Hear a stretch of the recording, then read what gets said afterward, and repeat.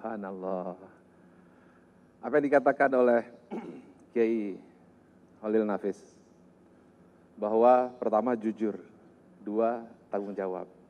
Sekarang yang ketiga visioner. Waduh, nyebutnya aja susah nih, visioner. Sekarang begini saja pemirsa yang dirahmati Allah. Coba pemirsa buat surat, kemudian kirimkan, jangan pakai alamat. Ya, nggak nyampe, nggak kemana-mana. Nah, untuk supaya surat itu sampai, tulis alamatnya di mana, jalan apa, kecamatan apa, kelurahan apa, nomor berapa, suratnya akan sampai. Begitu juga hidup manusia, begitu juga bangsa Indonesia. Kita mau kemana? Kita harus tulis dulu kita ini mau kemana. Kalau kita tidak pernah menulis, ya kita tidak kemana-mana. Itulah yang disebut visi. Oleh karena itu, kita mencanangkan, ya khususnya para alumni yang sedang berulang tahun ke-15, mencanangkan visi Indonesia Emas, yaitu visi Indonesia Emas 2020, Indonesia berkarakter. 2030, Indonesia sejahtera. Tidak tanggung-tanggung, ditulis berapa angka sejahtera, 16.500 US dollar per kapitanya. 2045, Indonesia adidaya. Nah, dengan begitu suratnya sampai, Indonesia Emas akan terjadi, karena memang kita menginginkan mau ke situ. Yang bermasalah itu kalau kita tidak menginginkan Indonesia mau kemana, atau diri kita mau kemana. Nah, untuk mencapai visi tersebut harus paham, visi yang paling hebat itu ketika Nabi ditanya, ya Rasulullah, apakah yang disebut cerdas? Rasulullah menjawab, cerdas itu ingat mati. Nah, ini visi yang paling jauh, visi yang pasti terjadi. Saya bukan takut-takuti pemirsa semuanya, visi ingat mati. Tetapi dengan ingat mati, pasti orang jadi tanggung jawab. Dengan ingat mati, pasti dia jujur dan tidak akan mau korupsi. Dengan ingat mati, maka dia berakhlak sebaik-baiknya meskipun tidak ada yang membayar dia dan tidak ada yang menghargai dia. Dengan visi itulah, maka kita akan berlaku sebaik-baiknya. Karena itu, Allah Subhanahu wa Ta'ala mengatakan, laisal birro antuwallu wujuhakum kibalal masriki wal maghrib, walakinnal birro man amana billahi wal yaumil akhir. Bukan menghadapkan dirimu itu ke timur ke barat, bukan hanya ritualnya saja, tetapi engkau berpegang teguh kepada Allah dan hari akhir. Nah, dengan jujur seperti yang disampaikan oleh Al-Mukarram, Dr. Kiai Holil Nafis, dengan tanggung jawab yang disampaikan oleh beliau, dua itu membuat kita bagus, tapi tidak cukup. Suratnya mau kemana? Harus visioner. Tetapi apakah suratnya sampai? Belum tentu. Kalau tukang posnya malas-malesan, ya kita harus disiplin. Apa itu disiplin? Ada dua. Disiplin tepat waktu, itu disiplin tidak kemana-mana. Tetapi yang utama, disiplin mencapai tujuan.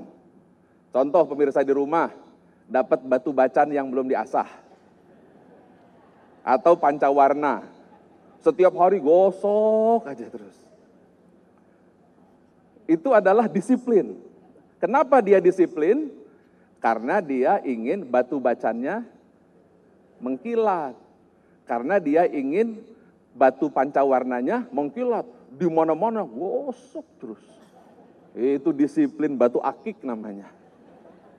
Jadi kenapa orang-orang pencari batu akik itu disiplin? Karena punya visi. Jadi tanpa punya visi, batu itu tidak diasah. Paham ya? Contoh, ya saya sih nggak usah diasah lah. Pakai batu 5 kilo digantung di leher, nggak usah diasah. Mau nggak? Nggak mau. Nah, supaya bagus, coba lihat bapak-bapak yang pakai batu, coba tangannya angkat. Nah, itu tuh, diasah apa tidak? Pasti diasah. Nah, diasah itu perlu disiplin. Paham ya? Jadi dengan jujur, kita tidak akan bohong dan tidak merugikan orang lain. Jujur itu antara hati, pikiran, tindakan satu. Dua, tanggung jawab. Al-Mukarram sudah mengatakan, mata, telinga, hati bertanggung jawabkan. Tiga, memangnya mau kemana? Batu akiknya mau seperti apa? Harus visioner. Nah, batu akik kita Indonesia Emas 2020 itu batu akik pertama. Indonesia Emas berkarakter, bebas korupsi. Ya, bebas korupsi. Terus kemudian bebas narkotika. Ya. Kemudian bebas prostitusi. Kemudian bebas judi. Ya. Bebas ngombe, oplosan. Nah, disebut dengan Moh Limo. Oke. Nah, demikian. Terima kasih. Siap, terima kasih. Alhamdulillah, kita lanjutkan. Ngomong-ngomong tentang batu akik. Kenapa orang mengasah batu akik setiap hari? Bukan, karena dia ingin batunya mengkilat. Itu dia. Kemudian yang kedua, batunya bisa dijual dengan harga mahal. Nah, itu namanya apa? Visi, orangnya visioner.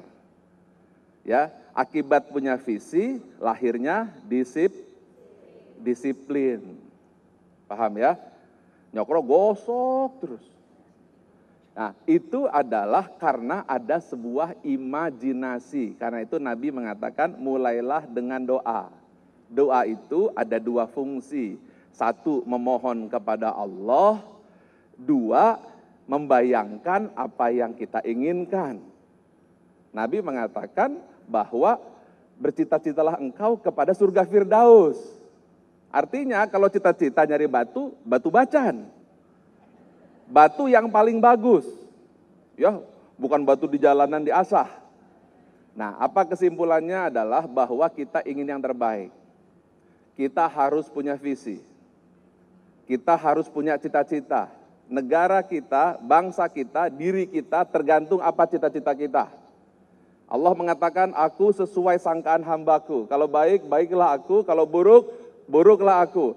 Kalau dari Sabang sampai Merauke, seluruh Indonesia ini yakin akan lahirnya Indonesia Emas, bangkitnya Indonesia Emas, 100% yakin, maka insya Allah itu akan terjadi.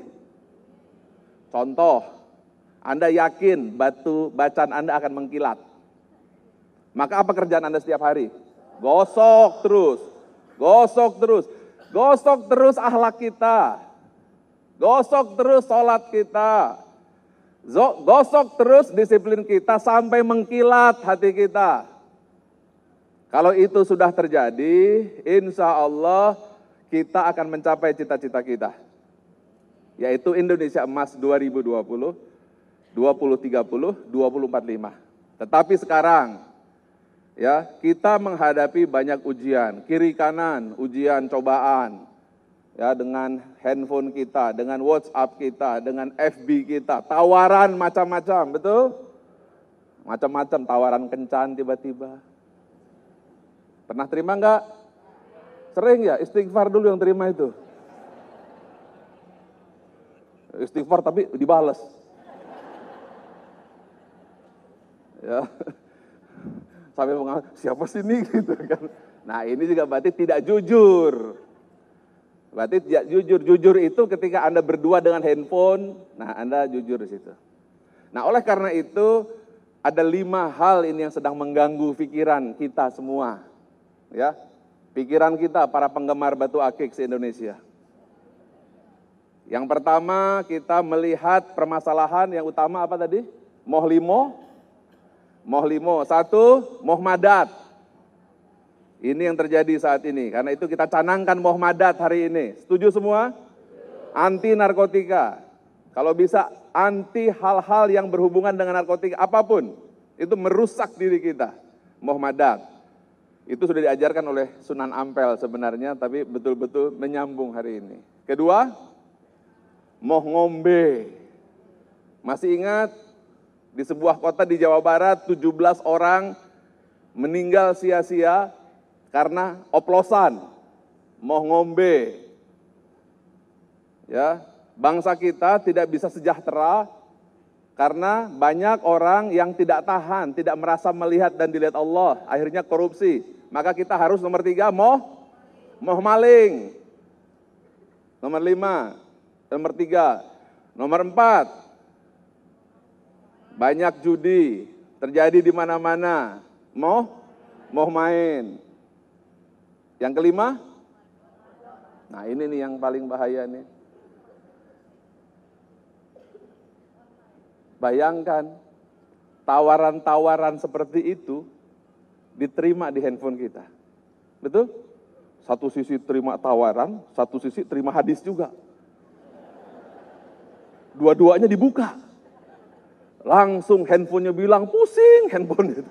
Langsung pecah handphonenya, duar meledak dia. Jadi apa kesimpulannya? Moh-limoh harus dihidupkan lagi. Setuju bangsa Indonesia kita gulirkan sampai tahun 2020. Setuju semua? Ya kalau setuju Anda harus janji. Janji kepada diri sendiri, Indonesia emas tidak akan terjadi kalau seperti ini. Bangsa kita akan habis. Generasi kita akan habis. Indonesia emas tidak akan bisa terjadi tanpa moral atau karakter. Rumusnya sudah pasti. Allah sudah mengatakan, Innallaha la yughayyiru ma biqaumin hatta yughayyiru ma bi anfusihim. Tidak berubah nasib suatu negeri sebelum mereka mengubah jiwa mereka sendiri. Oleh karena itu pesan saya, gosok terus batu akik.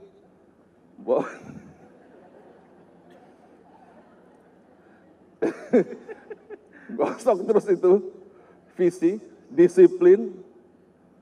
Setiap hari seperti Anda menggosok akik sampai Indonesia menjadi nyata. Ingat, yakin bangsa Indonesia yang mendengarkan, yakin Anda 100%, Allah akan mengabulkan kalau Anda yakin 100%. Amin ya Rabbal Alamin. Terima kasih. Luar biasa, Kang Ari, pemirsa yang dirahmati Allah, itulah tadi untuk membentuk generasi emas seperti yang telah diutarakan tadi adalah salah satunya dengan menciptakan visi ke depan.